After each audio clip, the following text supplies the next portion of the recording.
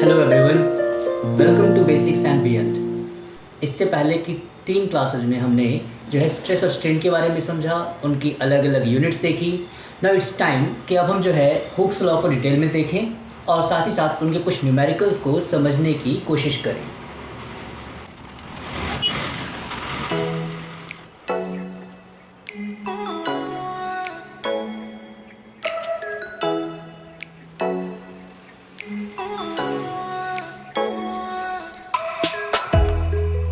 तो पिछली 3 क्लासेस में हमने ये चीज़ सीखी कि स्ट्रेस जो होता है that is the resisting force per unit area. Strain, अगर हम लीनियर स्ट्रेन की बात करें then it is change in length upon original length, and according to Hooke's law stress is directly proportional to strain, and in that case you can say that stress is equals to K epsilon, where K is a constant जिन्हें हम modulus of elasticity कहते थे। But in case of linear strain हम इसे क्या कहेंगे? Young modulus of elasticity. And what is young modulus of elasticity? तो हमने कहा था it is that intensity of stress, और मॉडुलस ऑफ इलास्टिसिटी ये जो के होता है that is modulus of elasticity. हमने पिछली क्लासेज में समझा है कि इनकी जो यूनिट होती है वो भी स्ट्रेस के बराबर होती है, और साथ ही साथ इनकी हम वैल्यू जाने कि आखिर ये डिफाइन कैसे किए गए हैं। तब हम कहते हैं कि यंग मॉडुलस ऑफ इलास्टिसिटी और modulus of elasticity is that intensity of stress, is that intensity of stress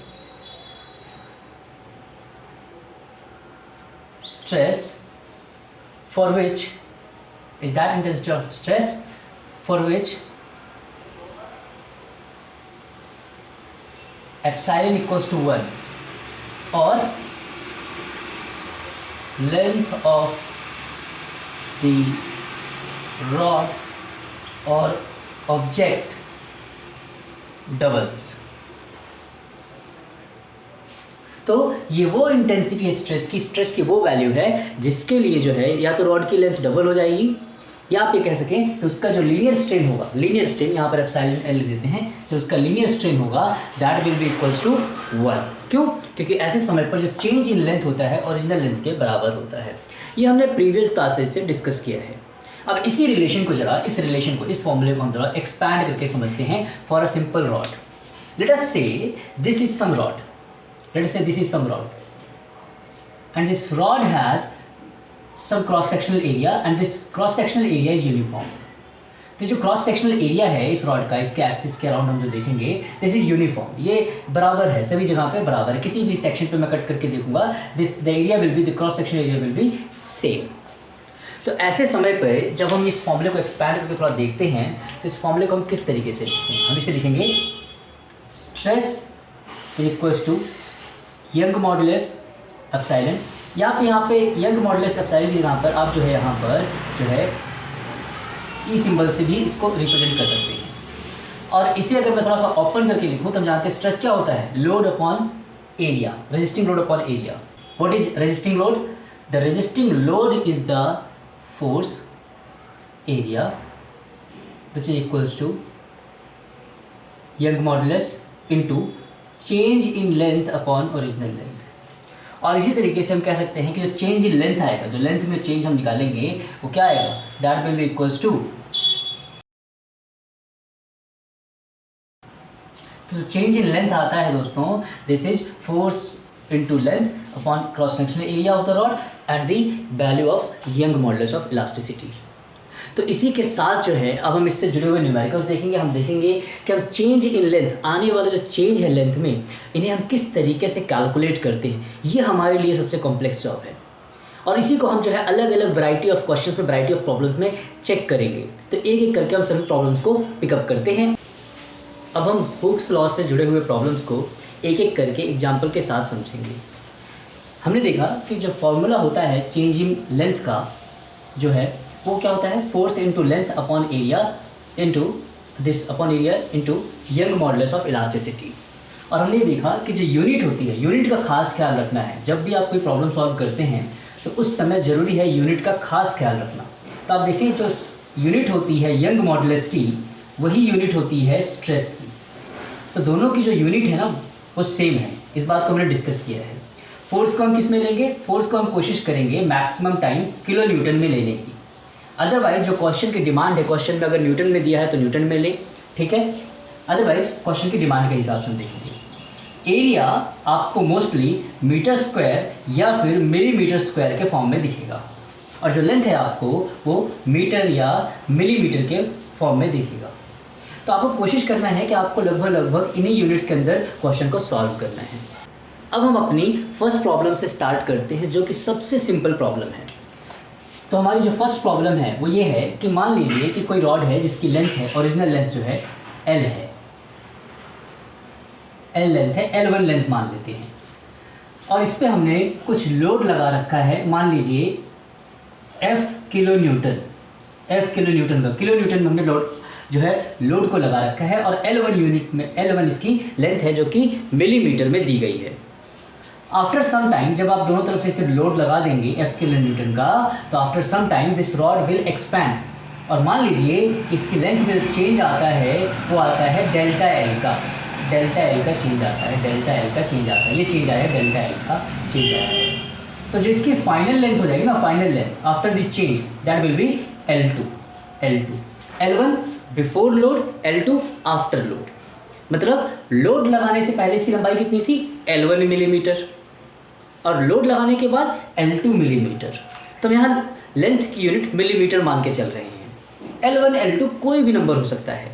तो चेंज इन लेंथ क्या होता है, चेंज क्या होता है, what is change in length? Change in length is the final length minus original और the initial length, L2 minus L1, यही आएगा L2 माइनस L1। जब आप L2 से L1 माइनस करेंगे तो आपके पास डेल्टा L आ जाएगा। अब जो है हमें करना कुछ नहीं है, जैसे ही हमसे पूछेगा कि चेंज इन लेंथ क्या है, तो हम क्या करेंगे, चेंज इन लेंथ के इस फॉर्मूले को अप्लाई करेंगे। हम क्या लिखेंगे, L2 minus L1 equals to force into length upon area into Young modulus. और आप देखेंगे कि इस फॉर्मूले के हिसाब से आपको जो फाइनल लेंथ है वो डायरेक्ट मिल जाएगी अगर आप अप्लाई कर देते हैं तो। बस आपको वैल्यू प्लेस करनी है। तो इस क्वेश्चन में कुछ खास प्रॉब्लम नहीं है, ये प्रॉब्लम बहुत सिंपल है, ये प्रॉब्लम बहुत ही सिंपल है। अब इसमें थोड़ा सा एडजस्टमेंट करके हम फॉर्मूले को थोड़ा सा और मॉडिफाई कर सकते हैं। मान लीजिए कि जो रॉड है ये सर्कुलर नेचर का है, जैसे कि आप डायग्राम में देख रहे हैं कि जो रॉड है सर्कुलर नेचर का है। तो अगर सर्कुलर नेचर का है तो इसका जो क्रॉस सेक्शन होगा, क्रॉस सेक्शन मान लीजिए इसका जो डायमीटर है वो D है, D डायमीटर है, तो इसका जो क्रॉस सेक्शनल एरिया होगा वो कितना होगा, cross sectional area that will B pi D square by 4, ये इसका क्रॉस सेक्शनल एरिया होगा। तो इस पर अगर मैं अप्लाई करूँ इस फॉर्मूले में, दिए गए फॉर्मूले में अगर मैं इसे लिखूँ तो क्या लिखूँगा, delta L equals to force into length upon pi by 4 D square into e, और 4 कहाँ चला जाएगा, ऊपर।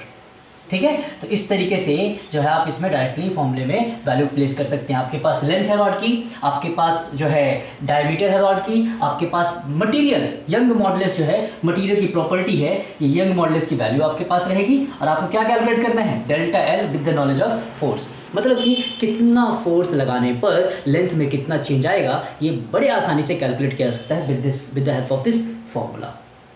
ठीक है, तो आप सिर्फ वैल्यूज प्लेस करें, उन क्वेश्चंस को सॉल्व करें अपने मैथमेटिकल ऑपरेशन के थ्रू, इसमें डायरेक्ट फॉर्मूला प्लेस करके आपको चेंज इन लेंथ मिल जाएगा। So this is the first application, जो फर्स्ट प्रॉब्लम है, हमने सबसे सिंपल तरीके की प्रॉब्लम हमने डिस्कस की, किस तरीके से हम इन्हें सॉल्व कर सकते हैं। अगर यही रॉड जो है रेक्टेंगुलर सेक्शन का हो, रेक्टेंगुलर सेक्शन का, मान लीजिए this is the rod of rectangular section,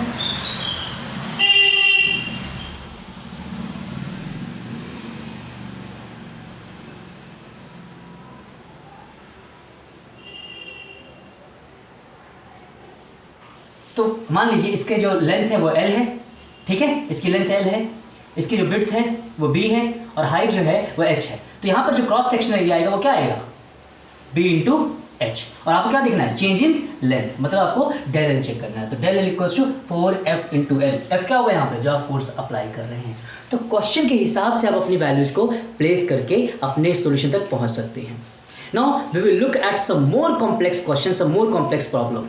क्या हो अगर कोई रॉड मल्टीपल सेक्शंस की बनी हो, मल्टीपल क्रॉस सेक्शंस की बनी हो, क्या हो अगर किसी रॉड में मल्टीपल फोर्सेज लग रहे हो, बीच बीच में भी फोर्सेज लग रहे हो, तब हम ओवरऑल जो चेंज है लेंथ का वो कैसे निकालते हैं।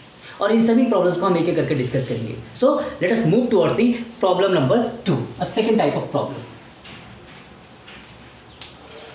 तो अब हम अपने सेकेंड टाइप ऑफ प्रॉब्लम की तरफ मूव करते हैं कि सेकेंड टाइप जो दूसरा तरीका जो दूसरा टाइप है इस प्रॉब्लम का वो क्या है। मान लीजिए कि आपकी जो रॉड है इसका क्रॉस सेक्शनल वेरिएबल है, यानी इसका क्रॉस सेक्शनल जो है वो बदलता रहता है। मान लीजिए इसका क्रॉस सेक्शन A1 है, इसका क्रॉस सेक्शन A2 है। तो अब एरिया अलग अलग है, आप देख रहे हैं यहाँ पे। और ऐसे केस में जब एरिया अलग अलग होगा तो मान लीजिए इसकी लेंथ L1 है, इसकी लेंथ L2 है, और यहाँ पर जो फोर्स लग रहा है वो फिर से F फोर्स लग रहा है, F किलो न्यूटन का। Length L1 millimetre, L2 millimetre, cross sectional area इसका A1 millimetre square, A2 millimetre square. और जो मटेरियल है, दोनों रॉड का जो मटेरियल है वो सेम है, दोनों रॉड का मटेरियल सेम है, मतलब E1 जो है E2 है, क्योंकि मटेरियल सेम है। मटेरियल में हमने कोई चेंज नहीं किया। जब तक मटेरियल सेम रहेगा ये जो यंग मॉडुलस की वैल्यू है ये सेम रहेगी। तो अब आपको जो ओवरऑल जो चेंज निकालना है, जो ओवरऑल चेंज आएगा लेंथ में, किसके बराबर आएगा? तो इसका सबसे सिंपल तरीका ये है कि आप इस रॉड में चेंज निकाल लीजिए लेंथ की, और इस रॉड में चेंज निकाल लीजिए लेंथ की, और दोनों रॉड में जो चेंज आएगा लेंथ का उन्हें ऐड कर दीजिए। मतलब इसके लिए डेल्टा L1 फर्स्ट रॉड के लिए, इसे रॉड नंबर 1 इसे रॉड नंबर 2 मान लें, तो delta L1 plus delta L2 है ना, डेल्टा L1 फर्स्ट रॉड के लिए, डेल्टा L2 सेकेंड रॉड के लिए, ठीक है।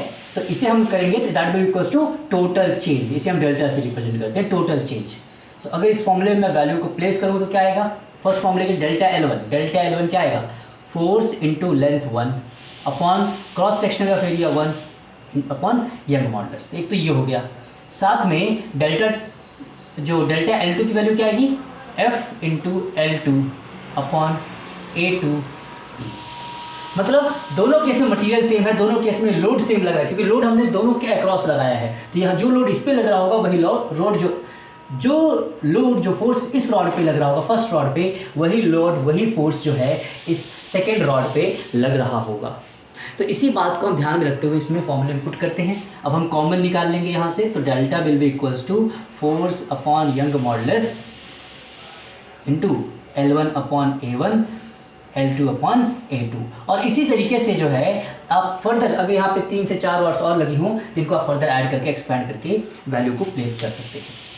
In this way you can calculate the change in the length, the overall change in the length. इनमें से कोई भी अगर एक वेरिएबल मिसिंग है तो आप दूसरी जगह पर इसको प्लेस करके उस वेरिएबल को फाइंड आउट कर सकते हैं। फॉर एग्जाम्पल आपको ओवरऑल चेंज दी है लेंथ की, बट लोड नहीं दिया, कितना लोड लग रहा है, तो आप यहाँ पर चेंज इन लेंथ की वैल्यू को प्लेस करें, फॉर्मूले में बाकी सारी दी गई वैल्यूज़ को प्लेस करें और लोड निकाल लें। तो इस तरीके से जो है ये सेकंड टाइप ऑफ प्रॉब्लम आपको देखने को मिलेगा, जहाँ पर 2 या 2 से ज़्यादा रोड्स आपस में एक लाइन में कंबाइंड है, सीरीज में कंबाइंड है, और उनके ऊपर एक सिंगल यूनिट का फोर्स लग रहा है, चाहे वो टेंशन में होगा या कंप्रेशन में होगा। अगर कंप्रेशन में होगा, बिल्कुल ये पॉइंट अब नोट करने वाली है, ये बात नोट करने वाली है, अगर कंप्रेसिव फोर्स लगेगा तो चेंज इन लेंथ नेगेटिव आएगा, तो आपको यहाँ पे जो वैल्यू मिलेगी, जो आंसर मिलेगा, उसे आपको नेगेटिव में लेना पड़ेगा, माइनस के साथ। तो डेल एल आप कैसे लेंगे? मान लीजिए ये फोर्स कंप्रेसिव नेचर का हो जाए, इनमें से कोई एक फोर्स कंप्रेसिव नेचर का हो जाए, तो उसके लिए आप जो चेंज लिखेंगे लेंथ का ना, वो माइनस साइन के साथ लिखेंगे, माइनस साइन के साथ। आपको ये बात ध्यान रखनी है। तो इसी बात को हम समझने के लिए कि माइनस और प्लस साइन का साइन हमें कैसे यूज करना है, इसी बात को ध्यान में रखते हुए अब हम तीसरी problem, third type of problem की तरफ बढ़ते हैं कि उसमें हम किस तरीके से इस हुक्स लॉ के फॉर्मूले को यूज करेंगे।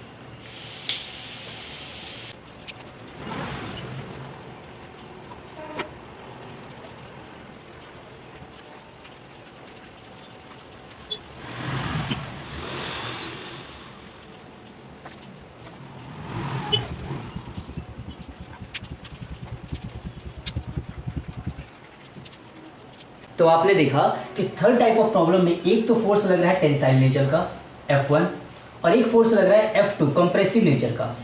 F1 फोर्स लग रहा है फर्स्ट रॉड पर, F2 फोर्स लग रहा है सेकंड रॉड पर, और दोनों रॉड कंबाइंड हैं, मतलब एक इंटरमीडिएट फोर्स लग रहा है F1 F2 सेकंड रॉड की डायरेक्शन में। तो अब जो है ओवरऑल जो चेंज आएगा लेंथ में, अब जो ओवरऑल चेंज हम लिखेंगे वो हम कुछ इस तरीके से लिखेंगे, del L1 change in first rod, del L2 change in the second rod. और आप देख रहे हैं डेल L2 को मैंने माइनस में लिया है क्योंकि यहाँ पर कंप्रेसिव नेचर का फोर्स लग रहा है, और जब कंप्रेसिव नेचर का फोर्स लगेगा तो लेंथ जो होती है ना रॉड की, जो रॉड की लेंथ होती है वो क्या हो जाएगी? कम हो जाएगी। और जब जो रॉड की लेंथ है वो कम हो जाएगी, तो आप जानते हैं कि इस केस में मान लीजिए कंप्रेसिव नेचर की वजह से रॉड की लेंथ कम हो गई। पहले ये L1 थी और बाद में ये कुछ कम होकर इतनी रह गई L2, यहाँ तक रहेंगी ऐसे L2 लेंथ की, L2 की। तो हम क्या जानते हैं कि जो चेंज इन लेंथ होता है वो क्या होता है L2 माइनस L1। अब L2 जो है ये छोटा है L1 से, इन that case delta L will be negative, delta L will be negative. तो आपको इस बात का ख्याल रखना है। तो इसीलिए हमने यहाँ पर क्या लिया है, नेगेटिव साइन लिया है। और फिर हमने डेल्टा L1 का फॉर्मूला पुट किया है, डेल्टा L2 का फॉर्मूला पुट किया है, और इस तरीके से हमें ओवरऑल जो चेंज आता है लेंथ में वो हमने कैलकुलेट किया है। तो आप किसी भी समय पे आप वैल्यूज़ को प्लेस करें, न्यूमेरिकल वैल्यूज़ को प्लेस करें, फॉर्मूले में पुट करें, और आपका सॉल्यूशन जो है बड़े आराम से निकल कर आएगा। तो आज की वीडियो में इतना ही। आगे बढ़ेंगे हम और कुछ प्रॉब्लम्स के साथ, कुछ और डेरिवेशंस के साथ।